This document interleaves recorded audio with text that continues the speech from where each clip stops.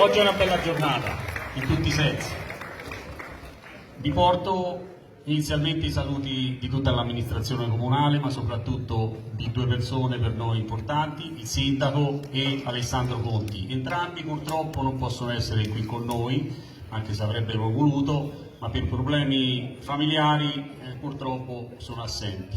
E oltre a portarvi i saluti appunto di Luigi Pagaggini e di Alessandro Conti, facciamo tutti insieme un augurio soprattutto a Alessandro Conti, che ha qualche problema di salute familiare, e quindi ci uniremo, penso, tutti insieme a un saluto a lui, che tutto si risolva a breve nel migliore dei modi. È molto dispiaciuto di non essere qui con noi. Lui era in rappresentanza del comune nel magistrato come prorettore e quindi purtroppo è assente. Ripeto, è una bellissima giornata oggi in tutti i sensi. Il sole ci assiste, ma soprattutto si rinizia a sentire l'odore del palio. È la prima uscita dopo tutto questo periodo nero, e quindi sono contento che ci sia molta gente, che non si sia affievolito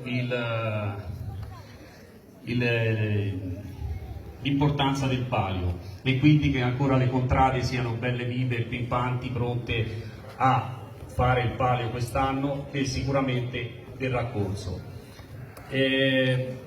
Relativamente al palio volevo solo dirvi, il palio quest'anno sarà corso sicuramente, ancora la location non è stabilita definitivamente, ma non esistono problemi sulla corsa.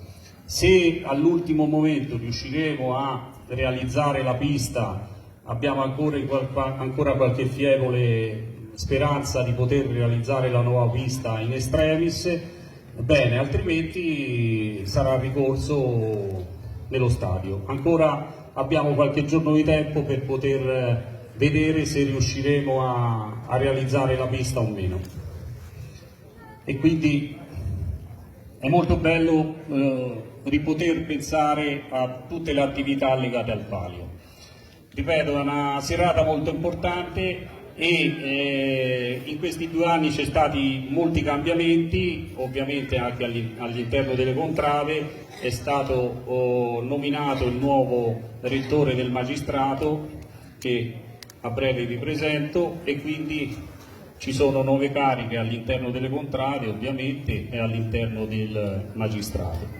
Come rappresentante del comune, come vi ho detto, c'è Alessandro Conti, e come rettore del magistrato è stato nominato una persona che sicuramente può dare e può far bene, perché per decine di anni ha partecipato alla vita di contrada e quindi non ha nessun problema a a dare il suo contributo nel migliore dei modi. Prego Paolo. Paolo Bruni oggi è nominato da qualche mese, però oggi è sicuramente la prima uscita ufficiale, e quindi